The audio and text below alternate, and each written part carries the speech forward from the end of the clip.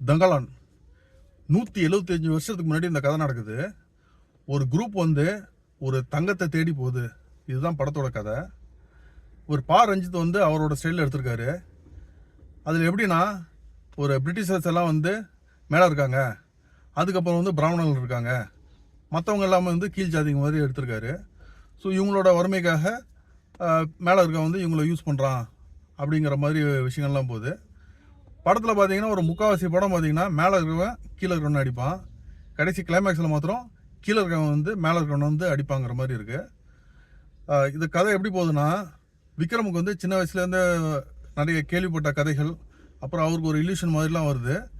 இதில் வந்து அந்த தங்கம் எங்கே இருக்குது, போகும்போது என்னென்ன விஷயங்கள் வருதுங்கிற மாதிரி இதெல்லாம் வந்து ஃபர்ஸ்ட் ஹாஃபில் வந்து காமிக்கிறாங்க. அதுக்கப்புறம் வந்து அந்த இடத்துக்கெல்லாம் அவர் போகிறாரு, இந்த குரூப்பெல்லாம் கூட்டிகிட்டு போகிறாரு சொல்லிட்டு இதே விஷயங்கள் திரும்ப வந்து செகண்ட் ஹாஃபில் ஃபுல்லாக ரிப்பீட் ஆகுது.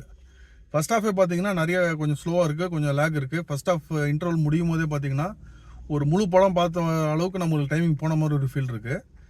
இதுக்கப்புறம் செகண்ட் ஹாஃப் பார்க்கும்போது நம்மளுக்கு எல்லாம் தெரிஞ்ச விஷயமே ரிப்பீட் ஆகும்போது நம்மளுக்கு ரொம்பவே லேக்காக இருக்குது. படம் ரொம்பவே போர் அடிக்குது. நம்மளால் உட்காந்து படத்தை கூட பார்க்க முடியல. ஸோ படத்தோட ஃப்ளோ வந்து இதுதான் வந்து பெரிய இஷ்யூ. படத்தில் பார்த்தீங்கன்னா விக்ரம் ஓட லுக்கு சூப்பராக இருக்குது. விக்ரம் போட்ட எஃபர்ட் பயங்கரமாக இருக்குது. அவர் சட்டை இல்லாமல் படத்தில் முக்கால்வாசி வர்றாரு. ஸோ அதெல்லாம் வந்து அவர் உடம்பை கரெக்டாக மெயின்டைன் பண்ணி கரெக்டாக அந்த ஒரு கேரக்டராட்டே வாழ்ந்துருக்காரு. அவர் போட்ட எஃபர்ட்ஸ் எல்லாம் வந்து ஹேட்ஸ் ஆஃப். அவர் மாத்திரம் இல்லை, எல்லா ஆர்டிஸ்ட்டுமே நல்லா பர்ஃபார்ம் பண்ணியிருக்காங்க. டைரக்டர் எல்லார்ட்டையும் வந்து அந்த ரியாக்ஷன்ஸ் எல்லாம் கரெக்டாக வாங்கியிருக்காரு.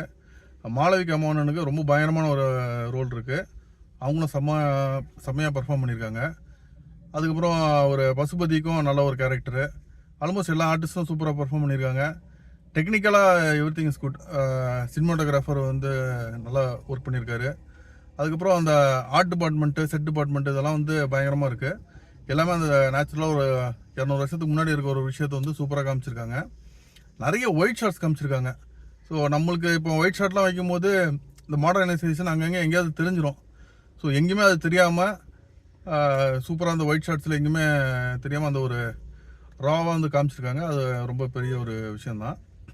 மியூசிக் நல்லா இருக்குது. மியூசிக் வந்து கதைக்கு ஏற்றாப்புல இருக்குது. சாங்ஸும் ஓகே தான். இது என்னென்னா, இந்த கதை வந்து சரியில்லாமல் அதுக்கு மேலே பில்டப் பண்ணவன் வந்து எல்லோரும் போட்ட எஃபோர்ட்டை வந்து டோட்டலாக வேஸ்ட்டாகி போச்சு. அதுதான் பிரச்சனை. அவர் ரஞ்சித் வந்து வழக்கம் போல் அவரோட அந்த அரசியல் கீழ் ஜாதிக்காரன மேல் ஜாதிக்காரன் வந்து கீழ்த்தனமான நடத்துறது அந்த மாதிரி விஷயங்கள்லாம் வந்து இந்த படத்துலேயும் வந்து நிறைய இடத்துல சொல்லியிருக்காரு. அப்புறம் கடைசியில் வந்து இவன் வந்து அந்த மேலே இருக்கிறவனை அடிக்கும் போது ஆடியன்ஸ் எல்லாம் கைத்தட்டணுங்கிற மாதிரி விஷயம்லாம் கொஞ்சம் வச்சுருக்காரு. ஸோ ஓவராலாக இந்த படம் பார்த்திங்கன்னா படத்தோட லேக் ரொம்ப ஹெவியாக இருக்குது. இன்னொன்று வந்து படம் கொஞ்சம் அந்த கேஜிஎஃப் படம், அதுக்கப்புறம் 1001 இந்த படத்தெல்லாம் கொஞ்சம் ஞாபகப்படுத்துது. காரணம் என்னென்னா, இது வந்து கோல்டை நோக்கி போகிற படம்னால இந்த கலர் டோன் எல்லாமே வந்து கொஞ்சம் கேஜிஎஃப் மாதிரி ரொம்ப அந்த ஒரு கிரேஸ் டோனில் போகுது. அதுவும் கோல்டு சம்மந்தமான விஷயம், அடிமைகள் சம்மந்தமான விஷயம்னால கேஜிஎஃப் ரொம்ப ரிமைண்ட் பண்ணுது. 1001 எங்கே ரிமைண்ட் பண்ணுதுன்னா, இந்த பாம்புகள் வருது, இந்த கொஞ்சம் மாய விஷயங்கள்லாம் வருது, வந்து நிறைய விஷயம் இருக்குது. அது வந்து 1001 ரிலேட் பண்ணுது. ஆனால் பேசிக்காக பார்த்தீங்கன்னா இது ஒரு நார்மலான ஒரு ட்ரெஷர் ஹண்ட் மூவி தான் இது. ஸோ இந்த மாதிரி போகும்போது நிறைய சிமிலாரிட்டிஸ் நிறைய படங்கள்லேருந்து வரும். பட் அந்த படம் வந்து இப்போ கேஜிஎஃப் ஆனாலும் சரி, இல்லை 1001 படம் இன்ட்ரெஸ்டிங்காக அடுத்தென்னங்கிற மாதிரி போகும். இந்த படத்தில் அது மிஸ் ஆகுது. படம் ரொம்ப ஸ்லோவாக லேக்காக இருக்குது. நம்மளால் எஸ்பெஷலி செகண்ட் ஹாஃப்லாம் உட்காந்து பார்க்க முடியல. ஏன்னா ஆல்மோஸ்ட் என்ன வரப்போகுதுங்கிறது ஃபர்ஸ்ட் ஹாஃப்லேயே சொல்லிட்டாங்க. நம்மளுக்கு வந்து அது ரொம்ப ஓவர் லேக்காக ஓவர் ஸ்லோவாக போகுது. இது வந்து விக்ரம் அவர் போட்ட எஃபர்ட்டு, மற்ற டோட்டல் டீம் போட்ட எஃபர்ட் எல்லாமே வந்து ரொம்ப போரான ஒரு ஸ்டோரி அண்ட் ஸ்க்ரீன் பிளேனால வேஸ்ட்டாக போகுதுங்கிறது தான் ரொம்ப வருத்தமான விஷயம்.